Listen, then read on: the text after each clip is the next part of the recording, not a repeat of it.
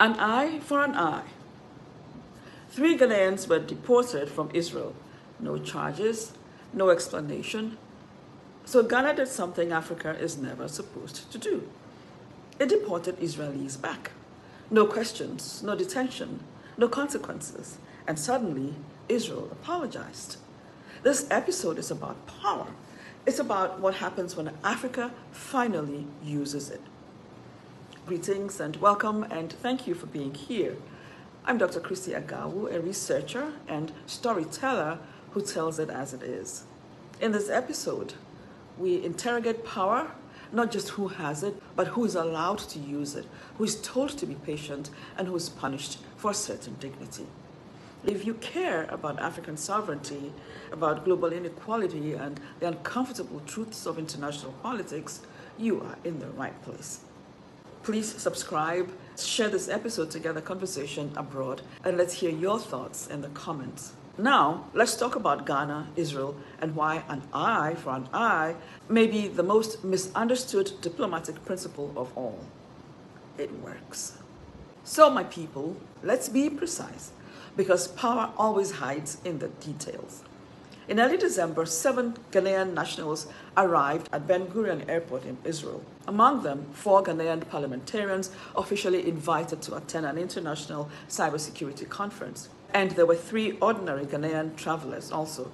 Instead of routine immigration processing, all 7 were detained for over 5 hours. No formal charges, no explanation, no dignity. And after intense diplomatic pressure, the 4 members of parliament were released, and the other 3, they were deported. Now, here is where Ghana broke the script. Instead of issuing a statement of concern, instead of engaging through the appropriate channels, instead of swallowing the humiliation, Ghana responded swiftly and unambiguously. When 3 Israeli nationals landed at the Kotoka International Airport, Ghana did not detain them for hours. They did not interrogate them. They did not pretend this was about security. They were immediately deported. And Ghana's foreign minister didn't mince words. He said, if you deport 10 Ghanaians, we deport 10 Israelis. If you deport 20, we deport 20. If you deport 50, we deport 50.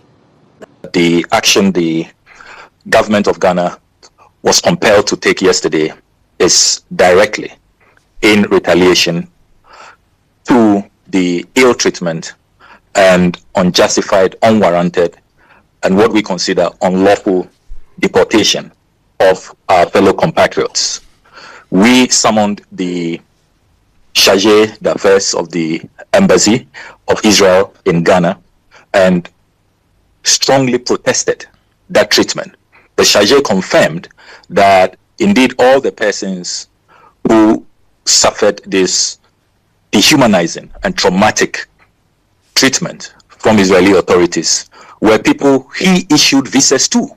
None of them had violated the terms of their visas. They were not illegal immigrants. They were attending to a conference that they had been invited to. Most of them, I must say. There was another group also humiliated. They were on a personal Christian pilgrimage trip. So it is important to appreciate that these are Ghanaians who had been issued valid visas. They were going to Israel to conduct legitimate, legal business. One was a group attending a cybersecurity conference organized by the Israeli government. They invited Ghanaians and other nationals from other countries to attend that international cybersecurity conference they had convened. And then the second group, made up of Christians embarking on the usual pilgrimage. You know the significance of Jerusalem and other important Christian sites to the Christian faithful. So when this came to our attention, because they made distress calls, we intervened, and our intervention, after some 5 hours of a lot of backroom diplomatic engagements led to the parliamentary delegation being allowed to attend the conference. That is not emotional diplomacy, it is reciprocity. And Israel apologized, not before, but after. And I say kudos to you, Minister Okudzeto Ablakwa. Ghana is so done playing that humiliation game. And perhaps, hopefully, all of Africa is taking note. You know, Mahatma Gandhi said, "An eye for an eye leaves the whole world blind." That sounds moral, but it also ignores how power actually functions. In international relations, there is no global police, no enforcement unit for dignity, no tribunal that protects African travelers at the airports. So how does power exist? Through reciprocity. Political scientist Robert Axelrod demonstrated decades ago through game theory, using repeated prisoner's dilemma experiments, that the most successful strategy in repeated interactions wasn't generosity, nor was it aggression. It was tit for tat. So you start with being cooperative. You retaliate immediately when wronged. And you stop retaliation when behavior corrects. So people, that is exactly what Ghana did. Israel wronged, Ghana responded proportionally, and Israel corrected. Case closed, game over, that's it. Now contrast this with how African states are usually expected to behave. They absorb the insult. They write a memo. They maintain relations. Now that approach teaches only one lesson, that you can mistreat us without consequence. Ghana refused to learn that lesson. My people, you know, this incident didn't happen in a vacuum. Here is where history matters. Ghana and Israel share a long, complicated history. Israel opened its first African embassy in Ghana in 1957.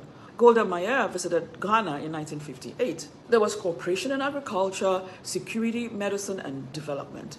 But solidarity always had limits. In 1973, Ghana cut diplomatic relations with Israel alongside much of Africa in solidarity with Arab states and Palestinians. And why did Ghana do that? Because African nations recognized something that was familiar.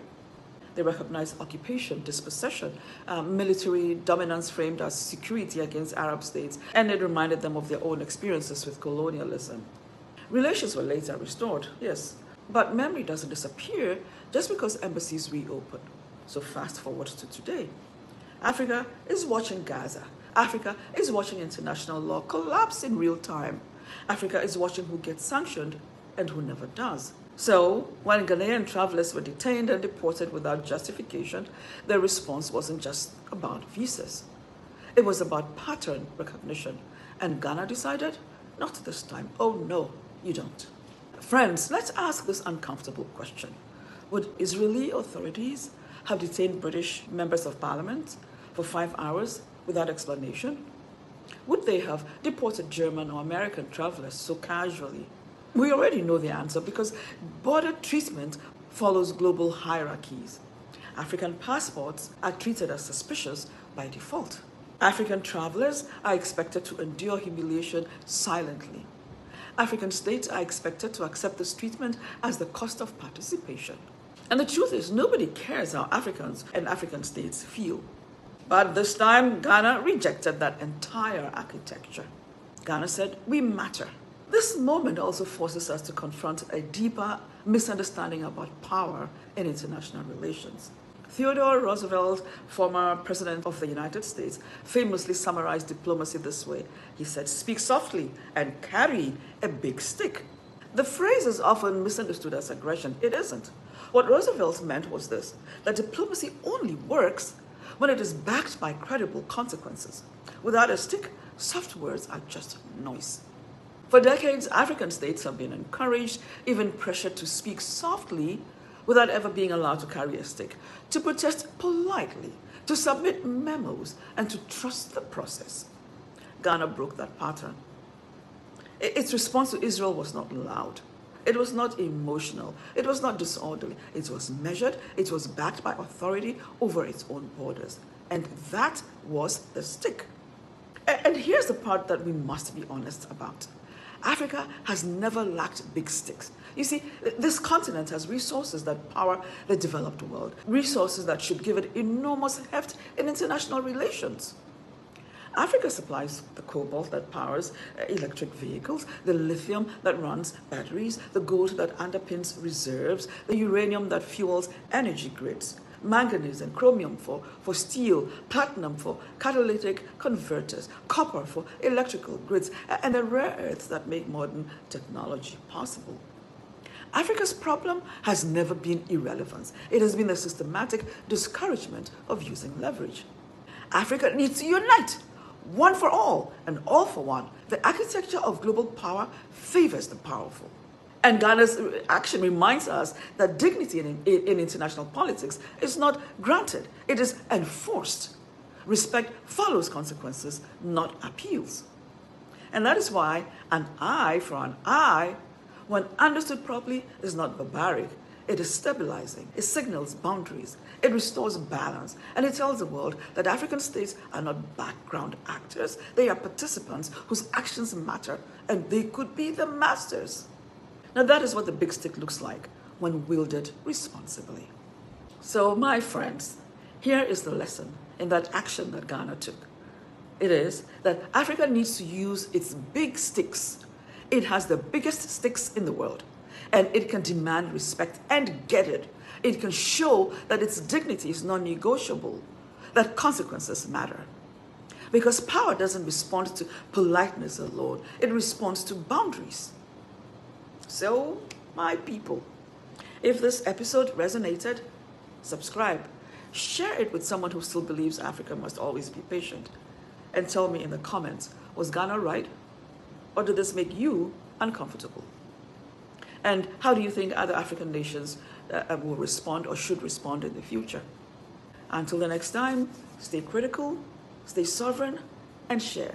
And never, ever outsource your dignity.